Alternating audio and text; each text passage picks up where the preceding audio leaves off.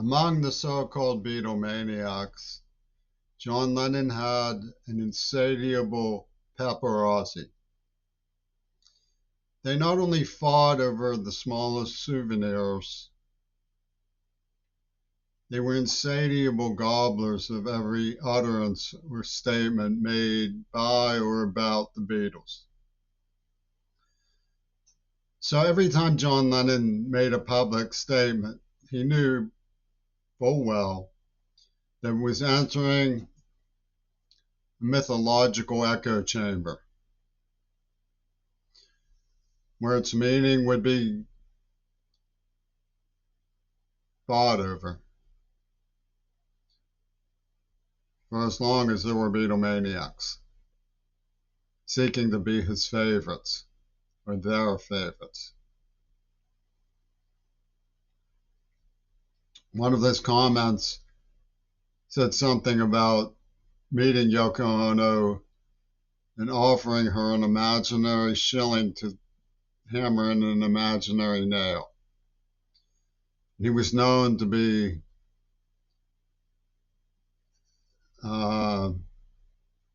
poetic about things like Strawberry Fields. He says nothing is real. When you go back to the origins of cinema, where the birth of the nation was made, was a time period before the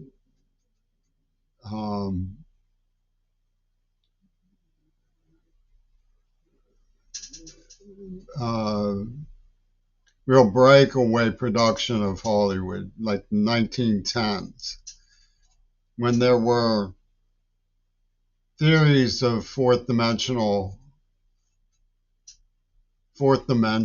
and psychology was being explored. The theory of dreams was being developed by Sigmund Freud and Carl Jung. So they were making obscure film noirs like The Cabinet of Dr. Caligari that deployed cubism and representations of the fourth dimension. So the idea of the land of make-believes was getting off the ground. Disney was getting started. So the idea of media being a land of make-believe, where dreams were made real, sometimes dreams really do come true, and so on, gave them an idea about how to control the world politically. So that's where the origins of John Lennon's Houdini come from, and the evidence that John Lennon was involved in the stage masterpiece theater of his Sleuth, like the film with Michael Caine, Sleuth, like a representation of his will for Yoko Ono in the AD. He used to signify the whole eons. He wanted to call something AP for after peace.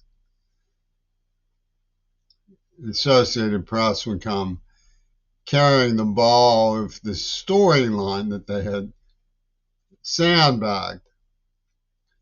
And in their storyline, Ringo Starr pulls up on a Harley Davidson with Oliver Stone and Mel Gibson saying, "Reagan is our bosom buddy."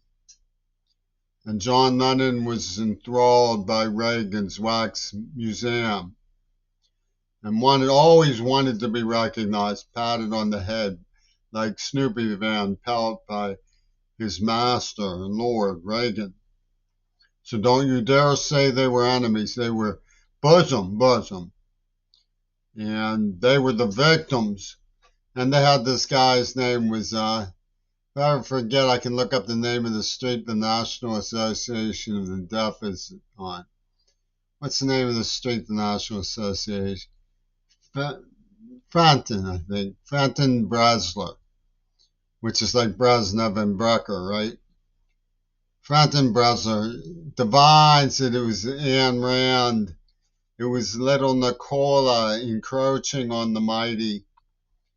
And he dreams up this idea that they were the good kind of excellencies, and that their omnipotence was being assailed. And that became the skullduggery of the pettifogging machine, the exhaustive investigation that turned up not one relevant question, that Robert Fripp commanded from his throne of blood. And the reason why they don't want any questions is because, for one thing, they used a script that Lenin helped write to falsely accuse me of something I knew nothing about. So it was staged as an existential accusation against the how did they explain me? The runt who didn't understand himself, and so therefore was impeachable and subject to forces impinging on the persona, endless field testing, poison crimes, tortures beyond a horse, murders, attacks, rapes, arsons, mayhem.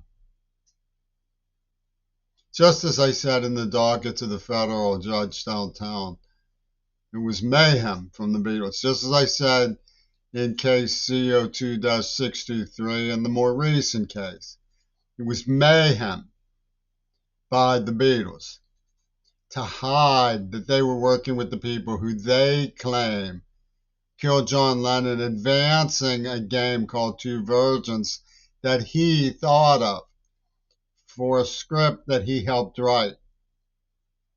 The book that he read, remember when they blew out Kennedy's mind in a car as he went through a hogshead of real fire. And then the make-believe, the world of dreams, where nightmares come true. They have Ramirez named in the script. Stephen King covered for In the Court of the Crimson King in Mount Desert Island. So these people don't care whether your dreams are pure and decent. They hated little Jimmy. They put Wattenmaker, a neuropsychiatrist from Attica State Prison from Israel, put a neuroplasm in my psyche, and then they used maniac prying techniques to suggest that I was a tea kettle going off. That's how they put it. They said I threatened them. I didn't threaten them. Factually, I didn't. I wrote something down that was angry and referred it to somebody there who I thought would be helpful. But it was certainly written in self-defense. It was certainly a statement of self-defense. These motherfucking murderers tortured me. They gave me Parkinson's. They deafened me. They attacked me in the eyes. They attacked me in the mouth. Nobody even knows where that's leading. They are criminally insane. And they're organized by Seattle City Council, the British Labour, and who's that big asshole? Sean Lennon. Big asshole, helping the people who he claims killed his father by making sport of a deaf man who just wanted to try to understand, had nothing against any of these people.